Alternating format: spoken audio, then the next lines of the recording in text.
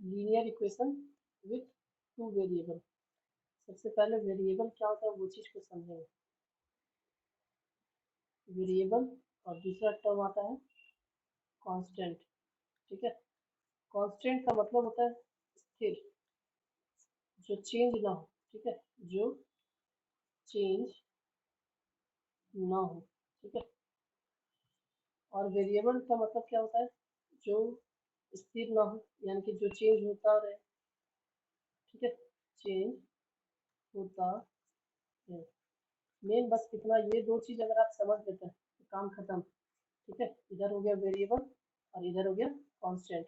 Variable में क्या है, x, y, z, a, b, c, p, q, r. इसमें क्या होता है ना, इसका वैल्यू चेंज होते रहेगा। आपको मन करेगा क्वेश्चन में एक्स का वैल्यू 1 लेने का, 2 लेने का, 3 लेने का, इस तरह से इसका वैल्यू क्या होता है वो चेंज होते जाता है। लेकिन कांस्टेंट में क्या है कि वो वैल्यू चेंज नहीं होता है। जैसे 5 है तो 5 ही रहेगा, वो 6 नहीं हो सकता है। 7 है तो 7 ही रहेगा, 8 नहीं हो सकता है। तो ये चीज आपको बेसिक चीज समझ के रखना है कि वेरिएबल टर्म किसको बोलते हैं और कांस्टेंट टर्म किसको बोलते हैं।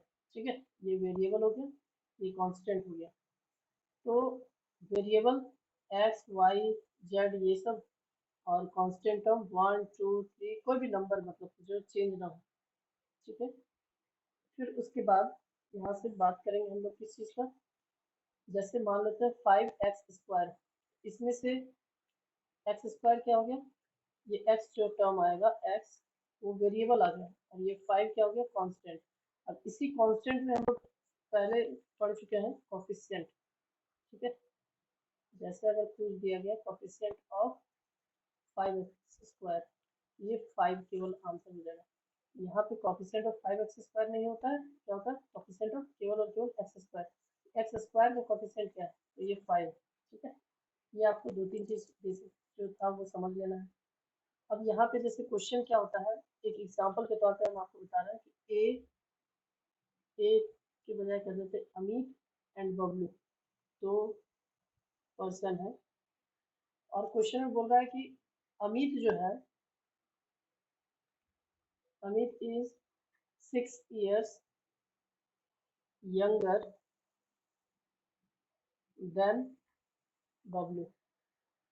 बस आपको ये जो लाइन बोला जाएगा, इसके बेसिस पे आप क्या करेंगे, जब अगर कभी वन वेरिएबल, ठीक है, अगर वन वेरिएबल में आपको काम करना है तो कैसे करेंगे, और टू वेरिएबल में काम करना है तो कैसे करेंगे, हम दोनों चीज बता दे रहे हैं। आपको जो सही लगे वो बनाइए, लेकिन क्वेश्चन में टू वेरिएबल बोलेगा तो आपको टू वेरिएबल ही बनाना है। जैसे अमित और बबलू दो लोग हैं, तो आपको बनाना है एक ही वेरिएबल में। एक को आप अगर let the age of Amit, अगर आप अमित का एज एक्स मानते हैं, ठीक है, तो ये अमित 6 साल छोटा है, इसका मतलब बबलू क्या हो जाएगा, 6 साल बड़ा। ठीक है, एज ऑफ बबलू ये आपका x+6 हो जाएगा। ये समझ में आ रहा है कि अगर बबलू का बात करेंगे तो x+6 हो जाएगा, और अगर अमित का बात करेंगे तो x। सेम कोई बच्चा क्या करेगा, वन वेरिएबल में ही बात करें तो अगर बबलू का एज को x मानेगा तो फिर ये 6 साल यंगर है तो ये x-6 हो जाएगा। ठीक है, ये वन वेरिएबल में। आप अगर एक को x लेते हैं तो सामने वाले को x-6 लेना होगा, और अगर छोटे वाले को x मानते हैं तो बड़े वाले को x+6 लेना होगा। ये चीज आपको माइंड में कॉन्सेप्ट क्लियर रखना है। लेकिन फिलहाल यहाँ पे चैप्टर हम लोगों का वन वेरिएबल का नहीं, टू वेरिएबल का है। तो टू वेरिएबल में आपको क्या करना होगा भाई, तो टू वेरिएबल में आपको सबसे पहले किसी भी एक का एज को x मान लीजिए। Let the age of Amit, ये आपका एज हो गया, मतलब अमित का एज हो गया x। तो आप दूसरे वाले का, ठीक है, एज ऑफ बबलू का बात करें तो आप यहाँ पे फिर x+6 न लेके दूसरा कोई दूसरा ही वेरिएबल टर्म लेंगे। और अकॉर्डिंग टू क्वेश्चन, क्वेश्चन में ऐसा बोला है x में +6 करेंगे, यानी कि अमित की एज में 6 साल जब ऐड करते हैं तब वो y के बराबर हो जाएगा। यूँ कहे कि अगर दूसरा लाइन में इसका समझे तो अगर आप बबलू का एज को y माना जाए तो y में से 6 माइनस जब करते हैं तो वो x के बराबर हो जाएगा। दोनों इक्वेशन सेम, ठीक है। x plus six is equal to y और y minus six is equal to x.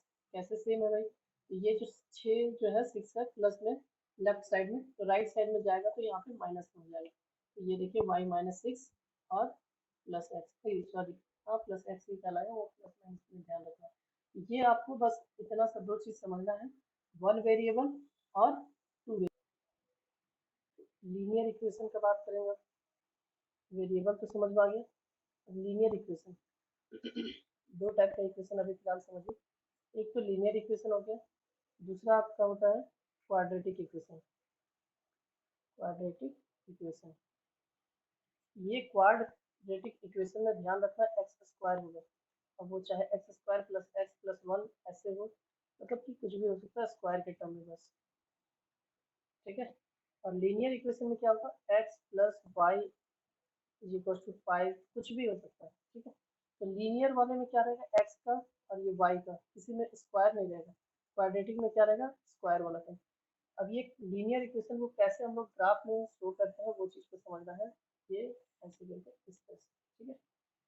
ये यहाँ पे ओरिजिन होता है जिसका वैल्यू हमेशा याद रखेंगे, जीरो और जीरो होता है। हम इसको एरेज कर देते हैं फिर से ताकि बड़ा बना सके और अच्छे से बता सके। सबसे पहले तो इंट्रोडक्शन दे देते हैं लीनियर इक्वेशन का, क्या होता है इंट्रोडक्शन, ठीक है। तो ये एक्चुअल में है क्या, एक पॉलिनोमियल। क्या है ये, पॉलिनोमियल। आप लोग पढ़े होंगे पॉलिनोमियल, 8 क्लास में भी पढ़ा हुआ है, 7 क्लास में भी पढ़ा हुआ है, ठीक है। मोनोमियल, बाइनोमियल, ट्राइनोमियल, ठीक है। तो ये क्या है, पॉलिनोमियल इक्वेशन है। ये है क्या एक्चुअल में, पॉलिनोमियल इक्वेशन जिसके पास यानी कि having two unknowns of degree, ठीक है, अननोन्स ऑफ डिग्री रहेगा, लेकिन डिग्री कितना होना चाहिए, वन, इज कॉल्ड, ठीक है, द लीनियर इक्वेशन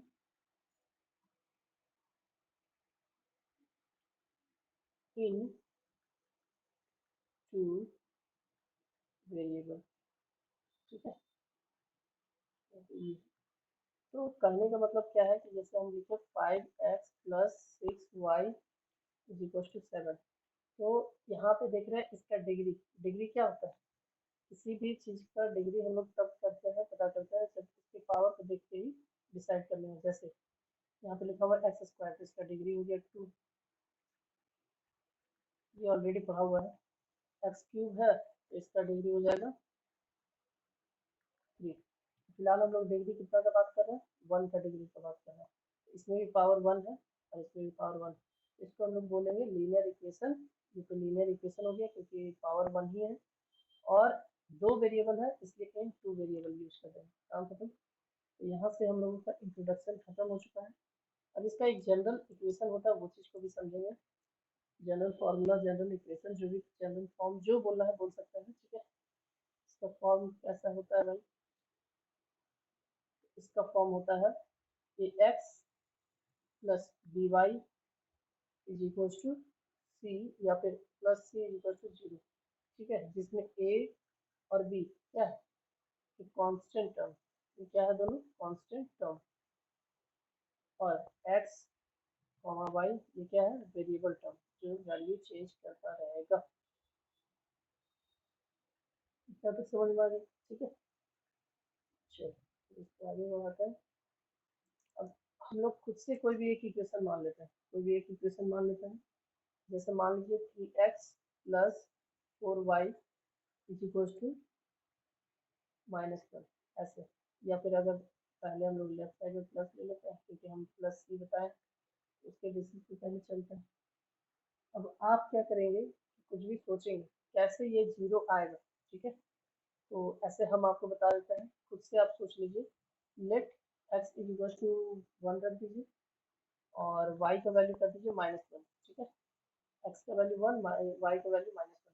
अब आप देखेंगे तो थ्री और इंटू, वन की जगह एक्स की जगह पे 1 रख दीजिए, प्लस 4 इंटू वाई की जगह पे -1 रख दीजिए, रख दिए। अब इक्वल्स टू कितना आएगा वो तो बाद की बात है, अभी हम लोग फिलहाल LHS का बात कर रहे हैं, किसका बात कर रहे हैं, LHS। ठीक है, 3 बन जाए 3 और 4 बन जाए 4, लेकिन -4 है। ठीक है, और एक और नंबर था +1 जिसको हम लोगों को भूलना नहीं है।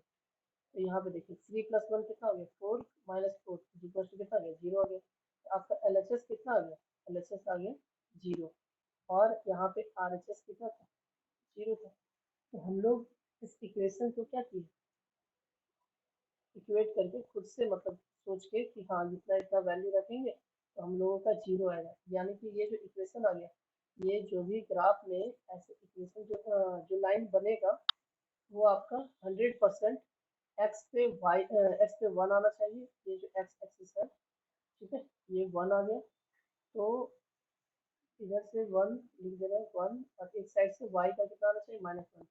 अब ये कहाँ पे ऐसा होगा भाई, ये इस जगह पे होगा। ठीक है, इस तरह से, तो ये लाइन ऐसे न जाके इधर से जाना चाहिए। अगर हम इसको थोड़ा सा अच्छे से शो करें, तो ये हो गया 0, ये हो गया 1, ये हो गया 2, ये हो गया 3, ये एक्स एक्सिस हो गया, ये 1 2, ऊपर से तो जरूरत नहीं है, नीचे से जरूरत है 1 -2, अब ये है वाई डैश, ये वाई, ये एक्स डैश, क्योंकि यहाँ पे -1 -2। ठीक है, तो हम लोग को चाहिए क्या, एक्स पे 1 याद रख लेंगे कभी भी। ये जो आपको कोऑर्डिनेट देगा, ये हमेशा पहला वाला एक्स होता है, बाद वाला वाई होता है। पहला वाला एक्स है 1 का यहाँ पे नीचे इस जगह पे, और ये -1 इस जगह, ये पॉइंट। अब जो भी इक्वेशन जो जाएगा वो इस पॉइंट से ही उठ जाएगा। अब इस पॉइंट से कहीं से भी जा सकता है, इधर भी जा सकता है, ऐसे भी जा सकता है, इसका भी ऐसे भी जा सकता है। तो कैसे पता चलेगा भाई कि कौन सा लाइन जाएगा, तो हम लोग क्या करेंगे ना, खुद से कोई और वैल्यू दो को सोच के और उसको 0 लाएंगे, और जो वैल्यू आएगा तो 2 पॉइंट मिल जाएगा, मान लीजिए ऐसे और एक ऐसे पॉइंट मिल गया, तो एक ही लाइन बन गई। समझ में आया? ये थोड़ा टेढ़ा हो गया लेकिन आप लोग समझ रहे हैं। चलिए ठीक है, अब हम और एक इक्वेशन खुद से लेते हैं और इसको सॉल्व करके बताते हैं कैसे क्या करना है। जैसे मान लीजिए x + 2y = 6। अब आपको किसी की तरह सोच के अगर कर पाते हैं कि क्या रखेंगे, कैसे क्या करेंगे जिससे 6 आएगा, तो बहुत अच्छी बात है। और नहीं सोच पाते तो उसके लिए भी एक ऑप्शन है जो हम अभी आपको बताएंगे थोड़ा देर में। फिलहाल पहले दिमाग लगा लगा के सोच लेते हैं कि कैसे कैसे बनेगा। तो इस तरह से एक बॉक्स बना लीजिए, एक में x रखिए, एक में y रखिए, 3 काफी। ऐसे तो 2 ही जरूरत है लेकिन 3 काफी है। अब आप सोचेंगे कि x में क्या रखेंगे और y में क्या रखेंगे कि जिसका वैल्यू क्या हो जाना चाहिए, 6 हो जाना चाहिए। चलिए ठीक है, सोचते हैं, कुछ भी रख दीजिए। x का वैल्यू अगर 1 रखते हैं, ठीक है, तो y की जगह पे क्या रखेंगे, तो 1 इधर जाएगा तो माइनस हो जाएगा, y की वैल्यू 2.5 हो जाएगा। तो फ्रैक्शन लेने का मन नहीं कर रहा है, छोड़ दीजिए, फ्रैक्शन नहीं लेते हैं। ठीक है, और अगर ज़्यादा दिक्कत है तो बेस्ट ऑप्शन हम आपको बताते हैं, इसका सबसे सिंपल सॉल्यूशन क्या है, x + 2y = 6 दिया हुआ है। ठीक है, या तो आप ऐसे कर दीजिए 6 - 2y, या फिर आप ऐसे कर दीजिए 2y = 6 - x, तो y को अकेले कर लीजिए, मतलब किसी भी हाल में अकेले करना है।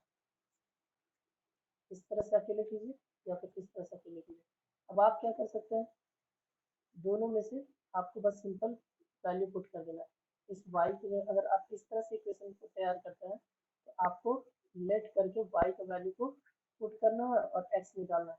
और इस तरह से इक्वेशन अगर बनाते हैं, ठीक है, y को लेफ्ट साइड में रखते हैं, तो x का वैल्यू आप खुद से लेट करके करना है और आपको y का वैल्यू मिलेगा।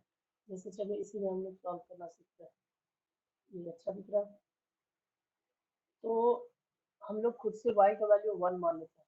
y का वैल्यू कितना मान ली, 1। चलिए y का वैल्यू 1 मान लिया, तो x का वैल्यू कितना आ गया, 6 - 2 × 1, तो 6 - 2 = 4। अच्छा, x का वैल्यू 4 आया, एक तो यहाँ से वैल्यू आ गया। दूसरा फिर से सोचते हैं, अब की बार y का वैल्यू कुछ और सोच लेते हैं। ठीक है, एक काम करते हैं, 0 सोच लेते हैं।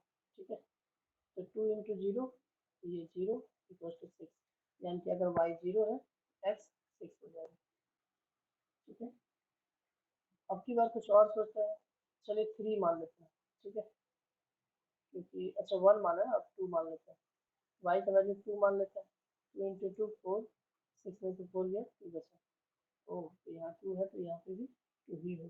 चलिए ठीक, इस तरह से आपका इक्वेशन बन के रेडी हो गया, ठीक है। अब हम क्या करते हैं, इसको पहले मिटा देते हैं और एक ग्राफ में आपको रिप्रेजेंट करना बता देते हैं।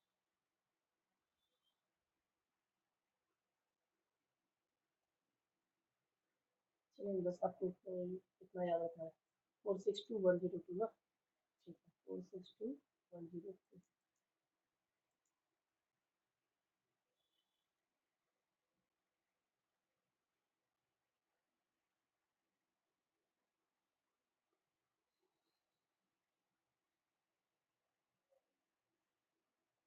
ऐसे, ठीक है,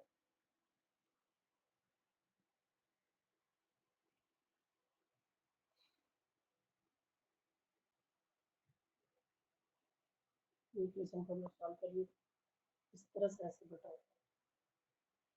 लाइन मेरा टेढ़ा आ जाएगा, आपको जब ग्राफ कॉपी में बनाएंगे तो बहुत ही सीधा आ जाएगा। यहाँ पे हो गया ऑरिजिन, यहाँ पे वैल्यू हो जाएगी 0 कॉमा 0, ठीक है, ये हो गया 1, ये हो गया 2, ये हो गया 3, ये हो गया 4, ये हो गया 5, ये हो गया 6, ये 1 2 3 4, एक्स्ट्रा तो 5 से ज़्यादा चाहिए नहीं तो बेकार में बना के क्या करेंगे, नेगेटिव तो चाहिए ही नहीं, नेगेटिव चाहिए होता तो बनाते, लेकिन नहीं चाहिए, कोई बात नहीं।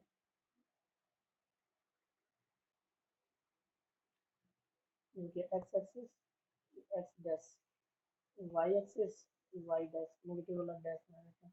तो सबसे पहला बात क्या बोला है, एक्स का वैल्यू 4 आना चाहिए, ये रहा एक्स 4, और वाई का वैल्यू कितना आना चाहिए, 1 आना चाहिए, ठीक है। ये इस तरह से यहाँ पे आ जाएगा, ये वाई 1 और एक्स 4, एक पॉइंट यहाँ बन गया, ठीक है, चाहे तो ए लिख सकते हैं, नहीं भी चाहे तो लिख सकते हैं। अब एक्स का वैल्यू 6 लेना है और वाई का वैल्यू 0 लेना है। एक्स अगर यहाँ पे 6 जा रहा है तो वाई यहीं पे 0 आ जाएगा, इस जगह पे 3 है, ठीक है। तो तीसरा है 2 और 2, ये अगर हल्का सा ऊपर जाएगा इस जगह पे, और ये इधर से भी 2, इधर से भी 2, दोनों साइड से 2। अब आप देख रहे हैं ये तीनों लाइन ना एकदम 100% एक स्ट्रेट लाइन बनेगा, ठीक है, थोड़ा मेरे ऊपर नीचे भी, तो इसी को बोलते हैं linear equation with two variable. और बस इस जगह पे आपको इसका इक्वेशन लिख देना है, x plus 2 y is equal to 6, ये ऐसे टेढ़ा करके लिख देना है, ठीक है। ये प्लॉट करना सीख है, इसी को प्लॉटिंग भी बोल सकते हैं, ठीक है, पॉइंट्स को प्लॉट करना। अब आते हैं मेन क्वेश्चन, कुछ कुछ क्वेश्चन ऐसा रहेगा जो आपको सॉल्व करना रहेगा, जैसे कि एग्जाम्पल हम खुद से लिख देते हैं, नॉर्मल सा एग्जाम्पल, राइट और लीनियर इक्वेशन टू रिप्रेजेंट, मतलब एक इक्वेशन खुद से कोई भी रिप्रेजेंट करता है, कोई सिचुएशन, ये दो दो फॉलोइंग सिचुएशंस, ठीक है, दो सिचुएशंस आएगा, दो सिचुएशन में आपको इक्वेशन बस फॉर्मेट दे देना है। जैसे मान लीजिए दो चेयर और 3 टेबल, ये चेयर और टेबल वाला क्वेश्चन जो है ना बहुत ही ज़्यादा होगा, जो बच्चा को नहीं समझ में आता वो बहुत परेशान भी हो जाता है। कॉस्ट 150, मतलब 2 चेयर का दाम और 3 टेबल का दाम जो है, कॉस्ट जो है वो 150 रुपीज़ है, या फिर 1 रुपीज़ का साइन दीजिए। तो इसको कैसे सॉल्व करेंगे, ठीक है, तो आप सिंपल सा किसी को भी एक्स माने, किसी को भी वाई मानिए, ऐसा कोई कसम नहीं खाया हुआ है कि आप चेयर को ही एक्स मानिए और इसको ही वाई मानिए, आप उल्टा भी कर सकते हैं, लेकिन फर्स्ट है तो इसको दे देते हैं, let the cost of 1 chair, एक चेयर का दाम कितना एक्स, तो 2 चेयर का दाम कितना हो जाएगा भाई, तो 2 इंटू एक्स, यानी कि 2x हो गया, यहाँ पे लिख जा रहा है, आपको समझना है 2x लिखा हुआ है, ठीक है, तो ये आ जाएगा लग रहा है, चलिए तो अच्छी बात है, और ये खत्म, क्या बात है,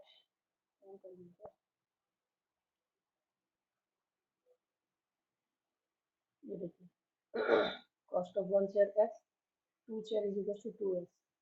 अब वेरिएबल यहाँ पे दो है, तो let the cost of one table is equal to y। तो फिर cost of two table is equal to, sorry, two table नहीं देना है, थ्री टेबल दिया हुआ है क्वेश्चन, थ्री टेबल, तो ये हो जाएगा 3y। अकॉर्डिंग टू क्वेश्चन यहाँ पे 150 बात कर रहा है ना, तो आप यहाँ पे लिख देंगे 2x plus 3y is equal to 150। ठीक है, बस इतना सा काम, यही आपका लिनियर इक्वेशन हो गया। एक और क्वेश्चन है, थोड़ा सा हम इसको और कॉम्प्लिकेटेड करने का कोशिश करते हैं। Present age of son is 5 less than 1/5 the age of father. अब हम लोग क्या करेंगे इसमें कि इक्वेशन सॉल्व करना है, तो आप किसी को x मान लीजिए और किसी को y मान लीजिए। लेट, तो छोटा पहले जो है किसी को मान लेते हैं, let the age of son is equal to x, तो फिर age of father is equal to y according to question. अब यहाँ से बच्चा लोग को थोड़ा सा प्रॉब्लम क्या होता है कि भाई किधर मल्टीप्लाई करना है किधर नहीं करना है। ठीक है, दिक्कत यहाँ से ये हो जाएगा। तो सबसे पहले क्या बोला है, एकदम माइंड में ऐसे ही अपने रफ डायग्राम बना के सोचिए। Percentage of sun, percentage of sun क्या माने हुए है भाई, एक्स माने हुए। इज का मतलब हो गया इक्वल्स टू 5 लेस देन। ठीक है, ये क्या है, 5 लेस देन है। अगली बार जो होगा वो उस साइड में -5 खुद से कर दीजिए। 1/5 ऑफ एज ऑफ फादर, ठीक है, 1/5 यहाँ पे कर लीजिए प्लस 1/5 और उसके पापा का एज कितना, y, बस कितना, यही इक्वेशन बन गया आपका। तो x is equals to 1/5 y और -5। ठीक है, अब इसको थोड़ा सा सॉल्व कर लीजिए। इसको यहाँ से ऐसे लिखेंगे x इज इक्वल्स टू, ये 5 इधर जाके मल्टीप्लाई हो गया तो y -25 और पूरे पे बाई 5, 5 इधर डिवाइड उधर जाके मल्टीप्लाई हो जाएगा 5x और minus y is equals to -25। और आपको मन कर रहा है तो पूरे के पूरे कर लिया, ये आपका +25 इक्वल्स टू 0। बस इतना सा काम तो आपको करना है। ठीक है, 5x प्लस 25 और -y। आप चाहे तो इसको और अच्छे से सॉल्व कर सकते हैं, माइनस इधर अच्छा नहीं लग रहा है तो एक काम कीजिए, सारा प्लस वाले को एक साथ रखिए और y को उधर धक्का मार के रख दीजिए। ये भी आपका इक्वेशन बन के रेडी हो गया, linear equation with two variable. ठीक है, इस टाइप का जितना भी क्वेश्चन है वो इसी तरह से सॉल्व करना है, इक्वेशन वाइज आएगा उसको सॉल्व करते जाना है। ठीक है, और भी जैसे मान लेते हैं अगर हम आपको एक इक्वेशन देता है x -7y -2 is equal to 0, teacher बोलेंगे कि इसका 3 सॉल्यूशंस बताइए। इसका 3 सॉल्यूशंस क्या होगा ना, बहुत सारा अनगिनत सॉल्यूशन है इसका, कहना ही नहीं कि कितना है। आप खुद से कुछ भी मान सकते हैं। जैसे आप क्या करेंगे, इस इक्वेशन को थोड़ा सा सॉल्व कर लीजिए, x इज इक्वल टू क्या हो जाएगा 7y + 2। अब आप क्या कीजिए, इसको बॉक्स बना लीजिए। चलिए, ये बॉक्स यहाँ अच्छा नहीं लग रहा है, इधर बना लीजिए, यहाँ पे एक बॉक्स बना लिए एक्स वाई। अगर आप यहाँ पे y का वैल्यू 1 रखते हैं, ठीक है, y का वैल्यू अगर आप 1 रखते हैं तो 7 × 1 + 2 is equal to 7 + 2 is equal to 9, ये 9 हो गया। अब हम लोगों को मन करा नहीं भाई y 1 नहीं रखे, हम 2 रखेंगे, तो तब कितना वैल्यू आएगा, तो यहाँ पे 7 × 2 कर दीजिए प्लस 2, 7 × 2 = 14 + 2 16 आ गया। यहाँ 2 रखे तो यहाँ पे 16 आ गया। अब मन कर रहा है नहीं, हम 2 नहीं 3 रखेंगे, तो ठीक है भाई रख दो 3, कोई दिक्कत नहीं। 7 × 3 = 21 और +2 23 आ गया, ये 3 रखे तो 23 आ गया। ठीक है, तो बस इतना सा बात आपको समझना है। अगर 3 सॉल्यूशन पूछे, 3 क्या, हमको 3000 भी बोले तो हम अभी बना के दिखा दें, लेकिन प्रॉब्लम ये है कि 3000 बनाते बनाते टाइम वेस्ट हो जाएगा, इतना बनाना भी नहीं और न वो पूछेगा। ठीक है। अब अगर सॉल्व करने के लिए देखा जाए तो सबसे पहला कुछ हम एक्सरसाइज क्वेश्चन बता दे रहे हैं। 4.1 का क्वेश्चन में आते हैं एनसीईआरटी का क्वेश्चन पे। उस पर लिखा हुआ है, आपको सॉल्व भी नहीं करना है, तो क्वेश्चन इतना इजी है, सोच भी नहीं सकते। सिंपल, आपको बस उसके इक्वेशन को बताना है। लिखा हुआ है cost of notebook is twice the cost of pen. तो दो चीज बात किया, तो सबसे पहले आप क्या करेंगे, लेट द कॉस्ट ऑफ, जो भी चीज पहले है, पहले कौन है भाई, नोटबुक है। ठीक है, नोटबुक को मान लेते हैं।